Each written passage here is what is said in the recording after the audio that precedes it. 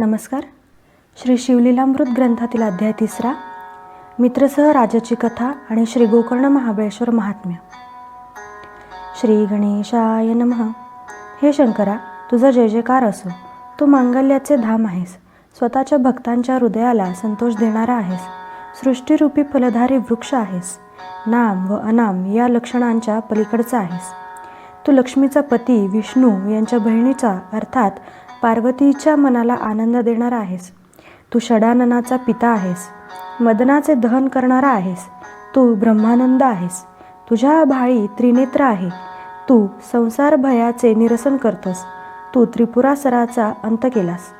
हे शिवा, तू सद्योजात, वामदेव, अघोर, तत्पुरुष, ईशान, ईश्वर अशा अनेक नावांनी ओळखला जातोस. तू अर्धनर व अर्धनारी या स्वरूपात नटून या सृष्टीत सर्वत्र अधिष्ठित आहेस. गिरिजा म्हणजेच पार्वती, तिचे मन तुझ्या ठायी रमते. तू कैलास पर्वताचा ईश्वर आहेस. आपल्या मस्तकी गंगा धारण करतोस. तू सर्परूपी भूषणे घालतोस. तू सर्वव्यापक आहेस. मनाला मोहित करून त्याला आंधळे करणाऱ्या मदनाचे तू दमन करणारा आहेस. तू सर्वांच्या पलीकडचा आहेस. निरंजन म्हणजेच मलरहित आहेस. तू सत्व, रज व तम या त्रिगुणांच्या पलीकडचा आहेस. तू दुधाच्या फेसाप्रमाणे अत्यंत धवल वर्णाचा आहेस. तू जगाला जीवन देणारा आहेस. तू माझ्यावर कृपा करून दुसऱ्या अध्यायात शिवरात्रीचा महिमा वर्णन करविलास. त्यानंतर येणाऱ्या कथेची रचना मी कशी करू? हे पंचवदना, हे पंचमुकुट धारण करणाऱ्या शिवा, आता तूच मला प्रेरणा देऊन ही कथा माझ्याकडून वदवून घे. नैमिषारण्यात महामुनी सूत शौनकादिकांना अत्यंत अद्भुत अशा शिवलीला वर्णन करून सांगत होते. त्यातील पुढील कथा भाग असा आहे. इक्ष्वाकू वंशात मित्रसह राजाचा राजा राहत होता. तो अत्यंत तेजस्वी होता. त्याला वेदांचे व शास्त्रांचे चांगले ज्ञान होते. ऐश्वर्य आणि पराक्रम यामुळे तो भूलोकीचा दुसरा इंद्रच होता. त्याने आपल्या विशाल सोनरूपी सेनारूपी वस्त्राने समस्त पृथ्वीला आवरणच घातले होते. जणू तो प्रतापसूर्य होता. त्याच्या पुढे शत्रुरूपी नक्षत्रे पार मावळून गेली होती. एके दिवशी तो राजाबरोबर मोठे सैन्य घेऊन शिकारीसाठी निघाला. घोर अरण्यात प्रवेश करताच त्याच्या सैन्याच्या गोंधळामुळे तेथील श्वापदे घाबरून सैरावेरा पळू लागली. वाघ, लांडगे, अस्वले, सिंह, हरिणी, वनगाई, वानरे, ससे, कोल्हे असे कितीतरी पशु कोलाहल करीत धावू लागले. चातक, बदके, मोर, कत्सुरी मृग, रानमांजरे, बोके, मुंगूस, राजहंस, चक्रवाक असे अनेक वन्यजीव प्राणभयाने इस्तव्यस्त पळू लागले. त्यावेळी राजाने असंख्य प्राणी मारले. त्या मृगयेत राजाकडून एक महाभयंकर राक्षसही मारला गेला. तो गतप्राण होऊन पडला हे त्याच्या राक्षसाच्या भावाने दुरूनच पाहिले होते. त्याने त्याच क्षणी मी माझ्या भावाच्या मृत्यूचा सूट घेईल, या राजाला कपटाने धडा शिकवील अशी घोर प्रतिज्ञा केली होती. मृगयेहून मित्रसह राजा आपल्या नगरात परतला. मध्ये काही दिवस सरले. बंधूच्या मृत्यूने शोकाकुल झालेल्या या राक्षसाने आपली प्रतिज्ञा पूर्ण करण्यासाठी मायावी मानवी रूप धारण केले. आचाराला शोभतील अशी मलिन वस्त्रे परिधान करून आणि खांद्यावर पळी, झारे, साहित्य घेऊन तो मित्रसह राजाच्या नगरात आला. त्याने राजाची भेट घेतली व म्हणाला, महाराज, मी निष्णात स्वयंपाकी आहे. माझ्या पाककलेची मानव व दानव देखील प्रशंसा करतात. सध्या काही काम मिळावे म्हणून मी आपल्यापाशी आलो आहे. मला आपल्या सेवेची संधी द्या. त्याच्या बोलण्यावर विश्वास ठेवून राजाने त्याला आपल्या स्वयंपाकगृहात आचार्य म्हणून सेवेत घेतले. त्यानेही उत्तमोत्तम पदार्थ बनवून राजाचा विश्वास संपादन केला. काही दिवसांनी राजाने पितृश्राद्धासाठी कुलगुरू वसिष्ठांना आपल्या घरी आमंत्रित केले. त्यानुसार ब्रह्मदेवाचा तो पुत्र भोजनासाठी राजगृही आला. आचार्य झालेला तो राक्षस राजाला धडा शिकवण्यासाठी योग्य संधीचीच वाट पाहत होता. त्याने आपला डाव साधला. गुप्तपणे नरमास शिजवले आणि ते भांड्यामध्ये मिसळून ऋषींना वाढले. सर्व ऋषींमध्ये वसिष्ठ असलेले वरिष्ठ त्रिकालज्ञानी होते. त्यांनी भाज्यांमधून नरमास वाढलेले आहे हे क्षणार्धात ओळखले. मित्रसह इतका ज्ञानू असून त्याच्याकडील आचारी हा राक्षस आहे हे त्याला कसे कळले नाही? त्याचे यांना खूप वैषम्य वाटले. आचार्याला कटकारस्थानास वाव मिळावा म्हणून त्यांनी राजालाच दोषी ठरवले आणि जागेवरून संतापाने उठून त्याला शाप दिला. अरे पाप्या, मी ब्राह्मण असून मला नरमास वाढतोस? जा, या दुष्कृत्याबद्दल राक्षस होऊन तू अरण्य संचार कर आणि तुला काहीही खायला मिळणार नाही. राजा संभ्रमात पडला. तो वसिष्ठांना म्हणाला, गुरुदेव, जे काही घडले त्यात माझा काय दोष? मी आचार्याला बोलवून आपल्या समक्षच विचारतो. राजाने आपल्या सेवकांना धाडले, पण त्याआधीच तो आचारी झालेला राक्षस गुप्त रूपाने वनात पळून गेला होता. हे त्याचेच कारस्थान आहे हे राजाने ओळखले. त्याच्या कृत्यासाठी आपल्याला जबाबदार धरून वसिष्ठांनी अकारण संतापाने आपल्याला शाप दिला म्हणून तोही रागावला. त्यांना उलट शाप देण्यासाठी त्यानेही हातात जेल घेतले. ते पाहून राजाची पट्टराणी दमयंती पुढे आली. ती पुण्यवान, पतिव्रता, सुंदर, चतुर व ज्ञानी होती. तिने राजाला अडवले व म्हणाली, नाथ, हे तुम्ही काय करता? गुरुला शाप देण्याचा शिष्याला मुळीच अधिकार नाही. हे कसे विसरलात? तुम्ही त्यांना शाप दिला तर तुम्हाला 1 कल्पपर्यंत नरक यातना भोगाव्या लागतील. राजा थांबला व तो म्हणाला, राणी, तू खरोखरच चतुर आहेस. माझी अधोगती टाळलीस. आता माझ्या हातात असलेल्या या जलाचे काय करू? ते भूमीवर टाकले तर ती दग्ध होईल, मग धान्य उगवणार नाही. मग राजाने ते जल आपल्या पावलांवर टाकले. त्याच्या प्रभावाने त्याचे दोन्ही पाय काळे पडले, त्यावर कोड उठले. तेव्हापासून मित्रसह राजाला कल्माषपाद हे नाव पडले. वसिष्ठांनीही आधीचा सर्व वृत्तांत जाणून दयाबुद्धीने राजाला उशाप दिला. तू 12 वर्षांनी राक्षसेनेतून मुक्त होऊन पुन्हा राजा होशील. ते निघून गेल्यावर कल्माषपादाचे रूप पालटले. तो भयंकर राक्षस झाला. अरण्यात संचार करू लागला. तो अहोरात्र भुकेने व्याकुळ असे. वन्य पशु पक्षी मारून खात असे, पण त्याची भूक काही भागत नसे. विशाल देही, कपाळी शेंदूर माखलेला, अकराळ विक्राळ तोंडाचा, बाहेर दाढा आलेला, पिंजारलेल्या केसांचा, तांबारलेल्या डोळ्यांचा असा तो राक्षस क्षुधाक्रांत होऊन बरीच वर्षे त्या वनात हिंडत होता. एके दिवशी त्याने 12 वर्षाच्या एका सुंदर ब्राह्मण पुत्राला पाहिले. तो आपल्या लहानग्या पत्नीसह त्या वनामध्ये खेळत होता. तोच राक्षस रूपातील कल्माषपाद त्याच्यासमोर उभा राहिला. त्याने त्या ब्राह्मण पुत्राला खाण्यासाठी पकडले.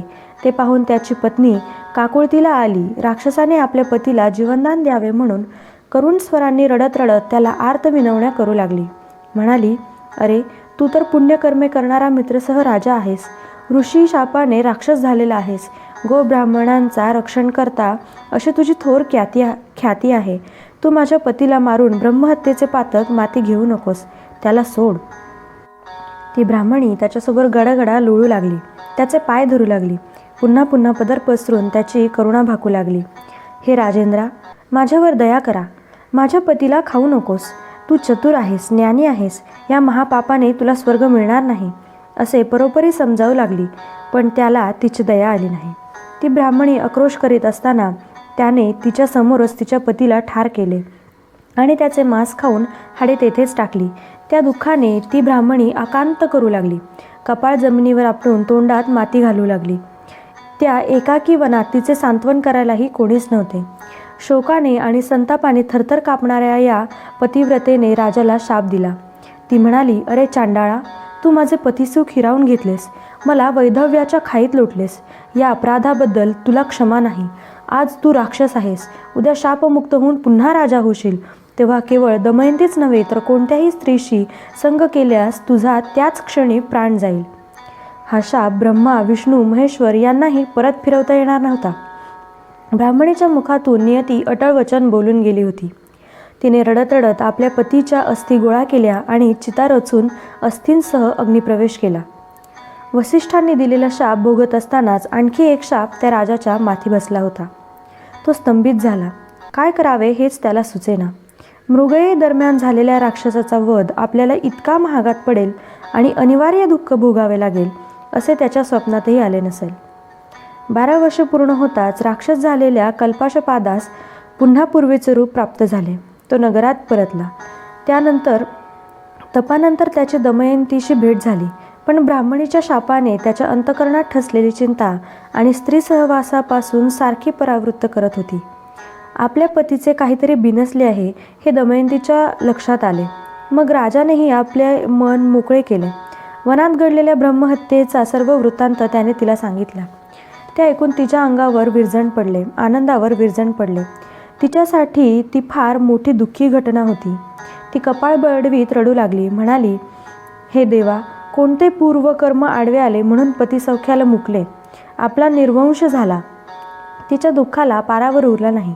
थोड्या वेळाने स्वतःला सावरून ती राजाला म्हणाली, हे नाथ, जे झाले ते झाले. दैवगती कुणाला चुकली आहे? आता मात्र सावध राहा, मनाला आवरा. वासना अतिशय वाईट असते. ती कधी घात करेल याचा काही नेम नाही. ब्रह्मचर्याचे पालन करून स्वतःचा जीव वाचवा. कोणत्याही स्त्रीशी बोलू नका.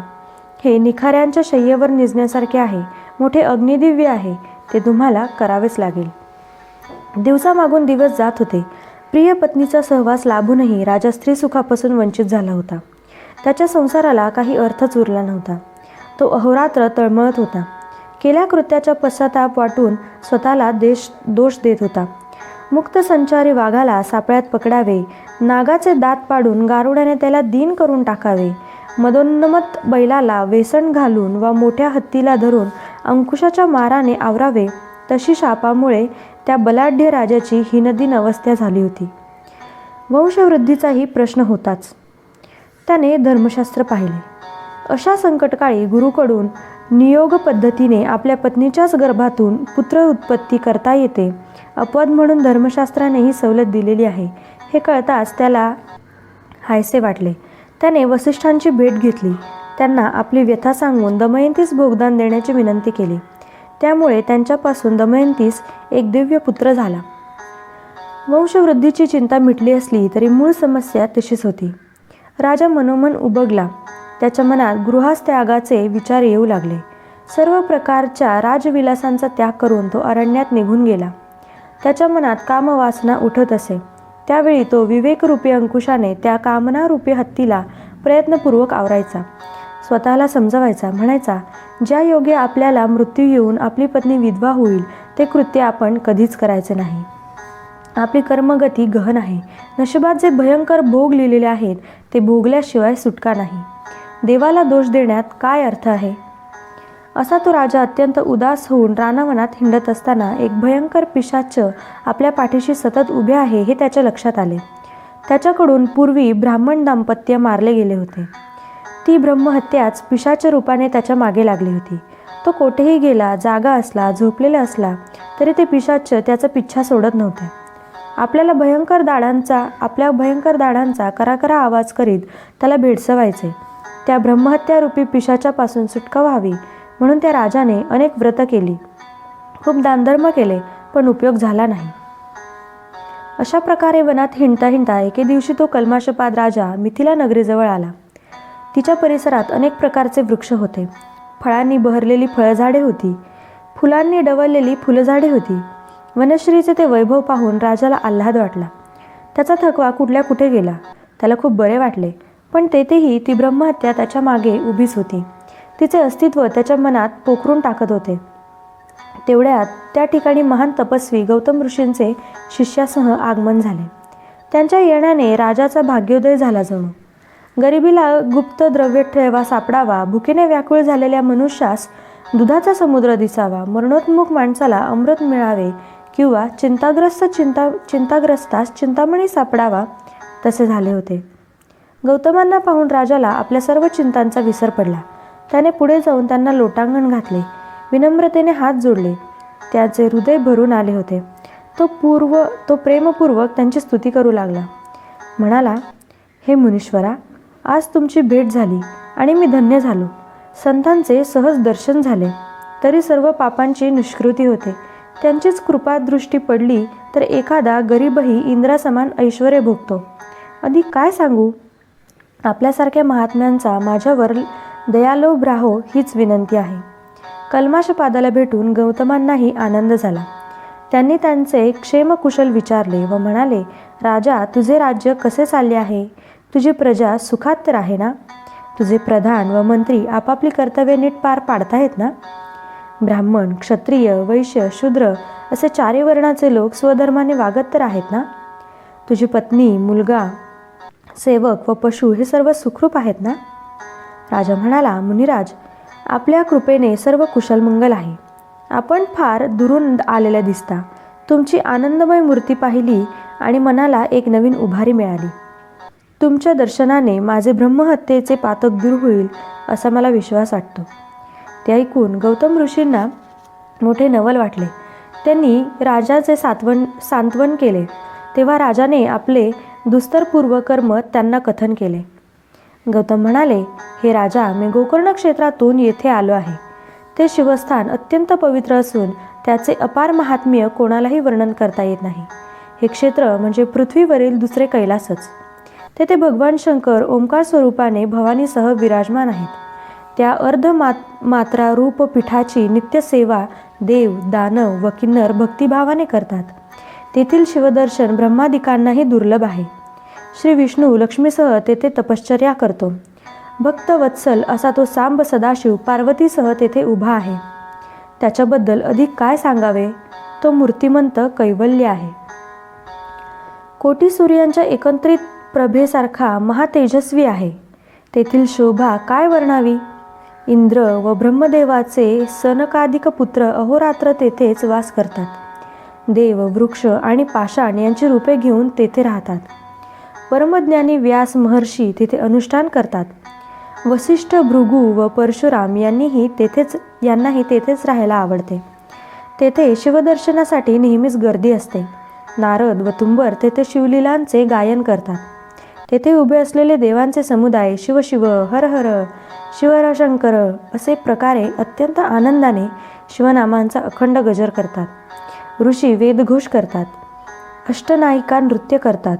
तर गंधर्व आपल्या सुश्राव्य गायनाने त्या महेशाला तोषवितात. गोकर्ण हे एक अतिशय उत्तम, तेजोमय व गूढरम्य असे स्थान आहे. त्याचा परिसर नानाविध वृक्षवल्लींनी रमणीय असा आहे. तेथील शिवालयात शुभ्र लखलखीत असे सिंहासन आहे. त्याची चारी महाद्वारे रत्नखचित आहेत. पूर्वद्वारावर ऐरावतावर आरूढ असा इंद्र आहे. यम दक्षिणेद्वाराचे रक्षण करतो. पश्चिमी द्वारी वरुण व उत्तर द्वारावर शंकराचा परममित्र कुबेर रक्षणार्थ उभे राहतात. कर्पूरगौर व भवानी यांचे हे निवासस्थान म्हणजेच संतांचे व साधकांचे माहेरघर आहे. त्या मूर्तीचे ध्यान करावे. त्याच्या भोवती असलेल्या महासिद्धींचे पूजन करावे. त्यांच्या भोवती असलेली आवरण देवता कात्यायनी व अष्टभैरव यांची पूजा करावी. तेथे 12 आदित्य, 11 रुद्र, 8 वसु व 8 दिक्पाल आहेत. हात जोडून अहर्निशे उभे राहतात. अष्टसिद्धी व नवविधी तेथेच राहून विनम्र भावाने शंकराची आराधना करतात. हे राजा, मीही नेहमीच तेथे राहतो. इतर क्षेत्री लाखो वर्षे केलेली तपश्चर्या ही गोकर्ण क्षेत्रात केलेल्या एका दिवसाच्या तपाएवढी असते. जेथे जपतपादी कर्मे केल्याने तो सदाशिव लगेच प्रसन्न होतो, येथे सोमवार, अमावस्या, संक्रांत, प्रदोष व पर्वकाळ या वेळात समुद्र स्नान केल्याने सर्व तीर्थस्नानांचे पुण्यफल मिळते. पूर्वी रावण, कुंभकर्ण व बिभीषण यांनी येथेच शिव अनुष्ठान केले होते. मोक्षप्राप्ती करून देणारे हे असे निर्वाणलिंग रावणाने कैलासावरून आणले. त्याची गणपतीने येथे स्थापना केली. सूत मुनी शौनकादिकांना मित्रासह राजाची कथा सांगत होते. त्यात ओघाने गोकर्ण महात्म्य सांगितले. ते ऐकून उपस्थित श्रोत्यांची जिज्ञासा वाढली. ते सुतांना म्हणाले, महाराज, शिवलिंग स्थापनेची ही कथा ऐकण्यास आम्ही अधिक आतुर झालो आहोत. त्याविषयी सविस्तर सांगा. मित्रसह राजाची कथा त्यानंतर सांगा. श्रोत्यांच्या आग्रहावरून सुतांनी जो कथाभाग सांगितला तो असा आहे. केकई ही रावणाची आई. ती शिवभक्त होती. नित्य शिवाराधना करायची. शिवलिंगाची पूजा झाल्याशिवाय पाणीही ग्रहण करत नव्हती. रावणाचे कल्याण व्हावे, त्याला सर्वत्र विजय मिळावा म्हणून ती पंचधान्यांच्या पिठाचे शिवलिंग तयार करून त्याची पूजा करायची. तिच्या उपासनेने रावण बलाढ्य झाला तर तो कोणालाही ऐकणार नाही. स्वर्गावर स्वारी करून आपल्यालाही पदच्युत करील अशा प्रकारे विचार करून इंद्राने ते शिवलिंग कपटाने समुद्रात बुडवले. त्यामुळे केकई निराश झाली. तिने अन्नोदक वर्ज्य केले. रावण मातृभक्त होता. त्याने तिची समजूत काढली. म्हणाला, आई, चिंता करू नकोस. मी कैलासावर जाऊन शंकराकडून त्याचे आत्मलिंगच मागून आणतो. तू त्याची पूजा कर. 14 विद्या व 64 कलांमध्ये रावण पारंगत होता. त्याने वेदांचे विभागवार अध्ययन करून सार ज्ञान मिळवले होते. तोही शिवभक्त होता. शंकराला प्रिय होता. मातेला शब्द दिल्याप्रमाणे तो कैलासावर गेला. तेथे दीर्घकाल घोर तपश्चर्या केली. मग शंकराला प्रसन्न करून घेण्यासाठी प्रेमपूर्वक अद्भुत गायन केले. त्यासाठी स्वहस्ते आपले मस्तक छेदले, शिरा काढून त्यांचा स्वरयुक्त तारा बनवल्या. त्या वाद्यांना जोडून राग, रागिण्या व उपराग यांचे शास्त्रोक्त गायन केले. मूर्छना, कंपन आदींनी युक्त सप्त, स्वर, तालबद्ध असे दिव्य संगीत गायले. नानाविध गद्य, पद्य, रचना, गीते, स्तोत्रे वेगवेगळ्या शैलीत म्हटली. शिवलीलांचे वर्णन केले. शिवनामाचा अखंड जप केला. त्याने प्रेमपूर्वक केलेल्या उत्कट आराधनेने व तपश्चर्येने शंकर प्रसन्न झाला. रावणासन्मुख प्रकट होऊन तो म्हणाला, दशानना, मी तुझी सेवा भक्ती पाहून अत्यंत संतुष्ट झालो आहे. तरी इच्छित वर मागून घे. रावण म्हणाला, भगवन, मला आपले आत्मस्वरूप लिंग द्यावे, तसेच त्रिभुवनात अत्यंत सुंदर अशी स्त्री द्यावी. तेव्हा त्या भोळ्या शंकराने निजभक्ताचे मनोरथ पुरवण्यासाठी आपल्या हृदयातून अत्यंत दैदिप्यमान असे आत्मलिंग काढून रावणाच्या हाती दिले. त्याच्या औदार्याची ही परिसीमाच होती. त्याच्या दिव्य आत्मलिंगाबद्दल काय सांगावे.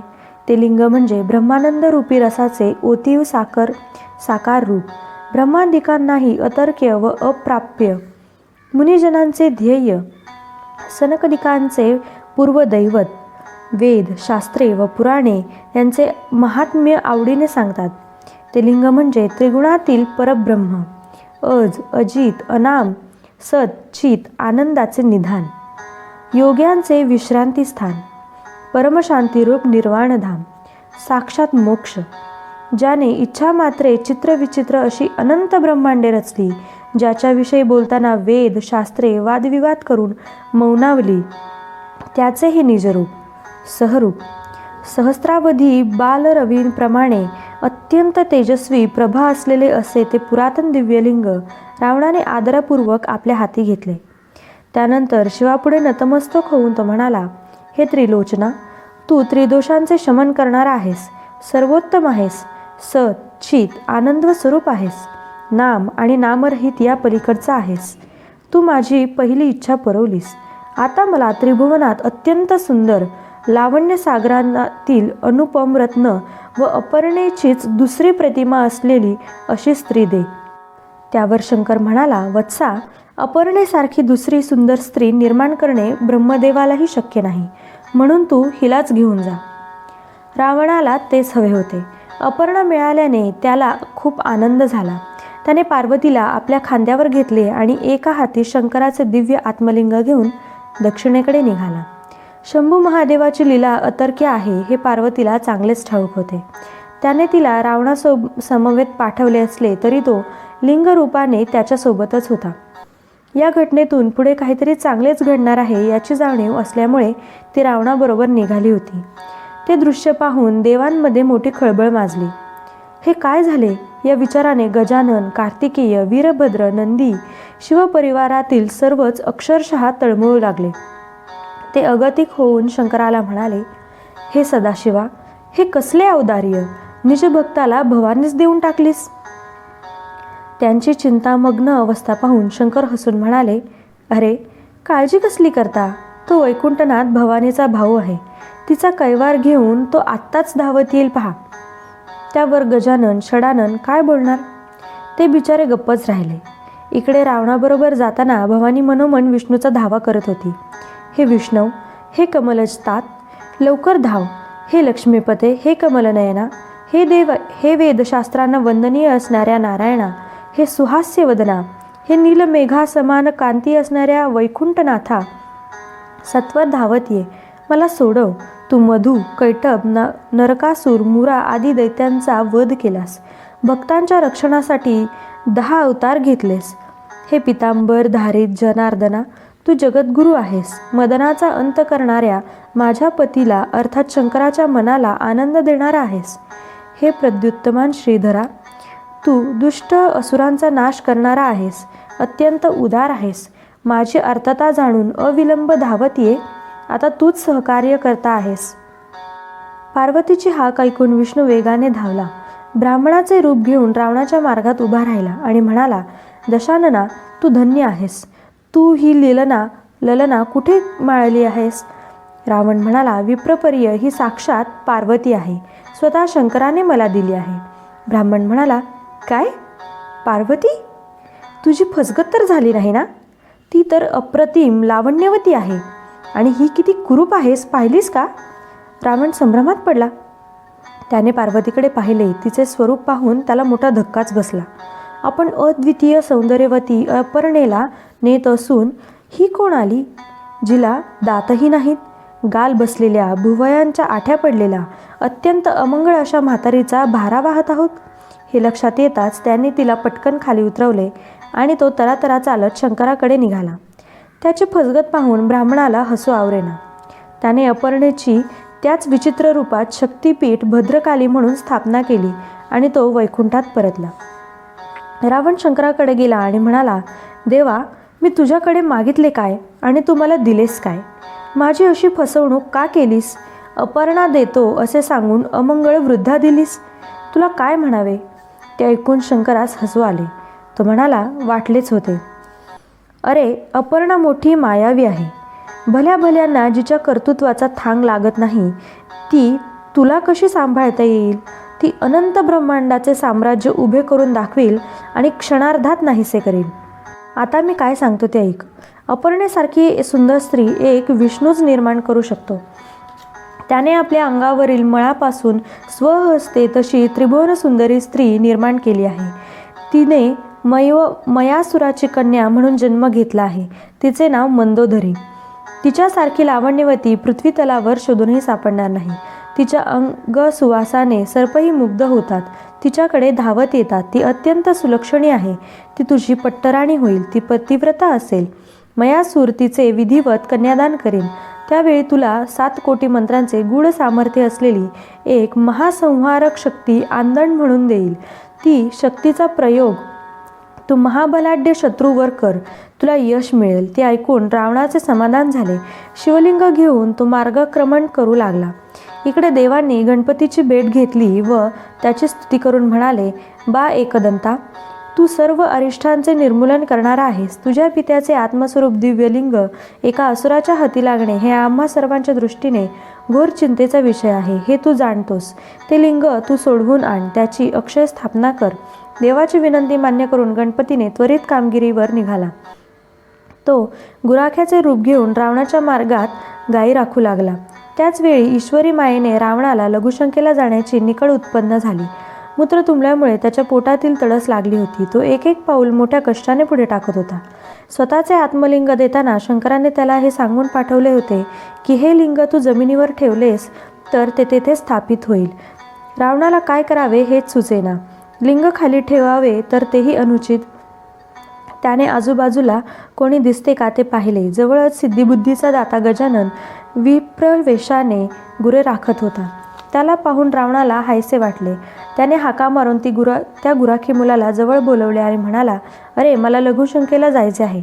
मी जाऊन येईपर्यंत हे पवित्र शिवलिंग तू थोडा वेळ तुझ्या हातात धर. त्यावर तो ब्राह्मण म्हणाला, माझ्या गायी रानावनात पळतात. त्यांच्यावर सारखे लक्ष ठेवावे लागते. तुम्हाला लघुशंकेला किती वेळ लागेल कोणास ठाऊक. रावणाला कधी एकदा आडोशाला जातो असे झाले होते. तो म्हणाला, अरे, मी आत्ता जाऊन येतो. लघुशंकेला कितीचा वेळ लागतो? तो मुलगा म्हणाला, ते काय नाही. तुम्हाला वेळ लागल्यास मी 3 हाका मारीन. ते ऐकूनही तुम्ही आला नाही तर मात्र हे शिवलिंग मी जमिनीवर ठेवीन. ते मान्य करून रावणाने ते आपले आत्मलिंग मुलाकडे देऊन तो दूर जाऊन आडोशाच्या जागी लघुशंकेला बसला. गणपतीचे चरित्र अत्यंत आगाध आहे. शंकराची उपासना व सेवा करता यावी म्हणून साक्षात विष्णूनेच गणपती रूपाने शंभूचा पुत्र झाला होता. रावण लघुशंकेत जाताच त्याने अशी अद्भुत माया रचली की रावणाची लघुशंकाच संपेना. आत्ता येतो असे सांगून गेलेला रावण बराच वेळ झाला तरी परतून येईना. घटकाभर थांबून गणेश त्याला म्हणाला, अहो, झाले की नाही? माझ्या गायी दूर गेल्या आहेत. लवकर या. रावणाने त्याला हात हलवून थांबण्यास सांगितले. घटकाभराने पुन्हा एकदा हाक मारली पण रावण काही परत येईना. तिसरी घटका सरत आली. पंडितांशी वाद घालताना पाखंडी जसे ऐकत नाहीत तसे रावणाचे मूत्रविसर्जन काही संपेना. शेवटी आणखी एक हाक मारून गणपती म्हणाला, बाबा रे, तुझी वाट पाहून मी कंटाळलो. आणखी उशीर झाला तर माझ्या गायी भटकतील. आता ही शिवलिंग मी खाली ठेवतो. ते ऐकून रावणाने त्याला परावृत्त करण्याचा खूप प्रयत्न केला, पण त्याने त्याचे ऐकले नाही. त्याने ते आत्मलिंग खाली जमिनीवर ठेवले. भूमीचा स्पर्श होताच तिच्याशी एकजीव झाले. अगदी दृढ बसलेले ब्रह्मादिकही त्याला हलवू शकले नव्हते. तेथे रावणाची काय कथा. रावण तसाच उठला. रागारागाने पाय आपटीत धावला. त्याच अपवित्र स्थितीत शिवलिंगाला उपटण्याचा प्रयत्न करू लागला. त्यामुळे पृथ्वी हादरून गेली. सर्व खटपट वाया गेली. अनंत देहकष्ट सोसून प्रयत्नपूर्वक मिळवलेले ते आत्मलिंग असे डोळ्यादेखत गमवावे लागले याचा त्याला अपरंपार दुःख झाले होते. तो क्रोधाने बेभान झाला. त्या गुराखी ब्राह्मण मुलाला पकडून जबरदस्त शिक्षा करावी म्हणून मोठ्या आवेशाने त्याचा पाठलाग करू लागला. ते पाहून गायींच्या मागे धावणारा गजानन अचानक अदृश्य झाला. गायीही भूगर्भात गुप्त होऊ लागल्या. रावणाने धावत जाऊन एका गायीचा कान पकडला व तिला वर ओढण्याचा शर्थीने प्रयत्न केला. शेवटी रावणाने शिवलिंगाची तेथेच पूजा केली. ते लिंग महाबल या नावाने प्रख्यात झाले. लोक त्या शिवपीठाला गोकर्ण महाबळेश्वर म्हणून ओळखू लागले. रावण निराशेने लंकेस परतला. त्याने आपल्या मातेला सर्व वृत्तांत सांगितला. लिंग आणता आले नसले तरी त्याने केलेले प्रयत्न प्रामाणिक होते म्हणून त्याचे कौतुकच केले आईने. तेव्हापासून केकसी नित्यनेमाने तेथे जाऊन शिवपूजन करू लागली. रावण, कुंभकर्ण, बिभीषण तेथेच अनुष्ठान करत असत. त्या पुण्यप्रभावानेच रावणाचे देवांवर विजय मिळवला. शिवाच्या वरदानामुळे मयासुराने आपल्या कन्येचा मंदोदरीचा विवाह रावणाशी लावून दिला. महाप्रबळ शत्रूलाही परास्त करू शकेल अशी अमोघ शक्ती आंदण म्हणून दिली. रावणाचा वंश खूप वाढला. त्याला अनेक पुत्र व नातू होते. इंद्रजितासारखा पराक्रमी पुत्र, 18 अक्षौहिणी इतका सैन्यभार, अपरंपार संपत्ती, सर्व प्रकारचे ऐश्वर्य या सर्व गोष्टी रावणाला श्री क्षेत्र गोकर्ण महाबळेश्वर येथे शिवानुष्ठान केल्यामुळेच प्राप्त झाल्या होत्या. गौतम ऋषी मित्रासह राजाला म्हणाले, हे नृपोत्तमा, असे आहे श्री गोकर्ण क्षेत्राचे महात्म्य. ते ब्रह्मादिकांनाही वर्णन करता येणारे नाही.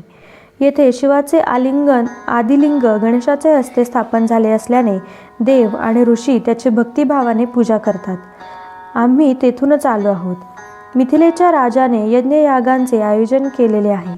त्याच्या निमंत्रणावरून आम्ही येथे असताना मार्गामध्ये एक अद्भुत घटना घडली. ती मी तुम्हाला सांगतो, ते ऐक. येथे येत असताना आम्हाला विशाल वटवृक्षाखाली विश्रांतीसाठी बसलो होतो. तिथे एक चांडाळ स्त्री पाहिली.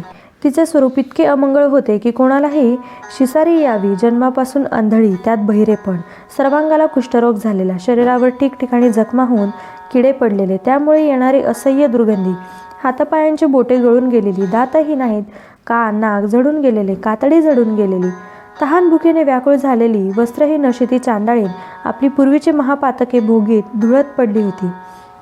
तेवढ्यात आम्हाला आकाशातून एक लखलखीत दिव्य विमान येताना दिसले. तिला नेण्यासाठी ते शंकराने पाठवलेले होते.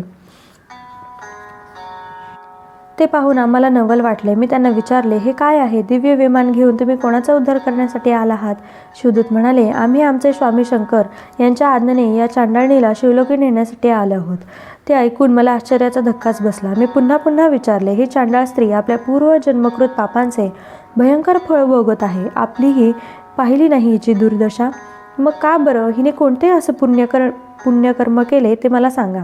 शिवदूत म्हणाले, ऋषीवर्य, पूर्वजन्मी ही स्त्री केकेय नावाच्या ब्राह्मणाची कन्या होती. तिचे नाव सुमित्रा. तिला आपल्या सौंदर्याचा खूप गर्व होता. ती कोणालाही जुमानत नसे. केकयाने तिचे लग्न लावून दिले, पण बालपणीच ती विधवा झाली. तारुण्यात पदार्पण केल्यावर ती स्वधर्म विसरली. शरीराची भूक भागवण्यासाठी वाममार्गाला लागली. पुरुषांशी चोरून भेटू लागली. त्याने तिला शिक्षा केली, पण तिचं वर्तन काही सुधरेना. याचा व्हायचा तोच परिणाम झाला. जार कर्मामुळे ती गरोदर राहिली आणि लोक तिची निंदा करू लागले. तिच्या दुर्व्यवहाराला कंटाळलेल्या बापाने शेवटी तिला घरातून बाहेर काढले. डोक्यावर छप्पर नाही, माहेरचा आधार तुटलेला. आप्तस्वकीयांनी तर केव्हाच पाठ फिरवली होती. ती आश्रयासाठी वणवण हिंडू लागली. तिने स्वदेश सोडला, दुसऱ्या प्रांतात गेली. एका श्रीमंत शूद्राने तिला आश्रय दिला. तिच्याशी लग्न केले. भविष्याची चिंता नव्हती, पैसा अडका होता. शूद्रापासून तिला अनेक मुले झाली. त्याच्या घरी मद्यमांसाला तोटा नव्हता.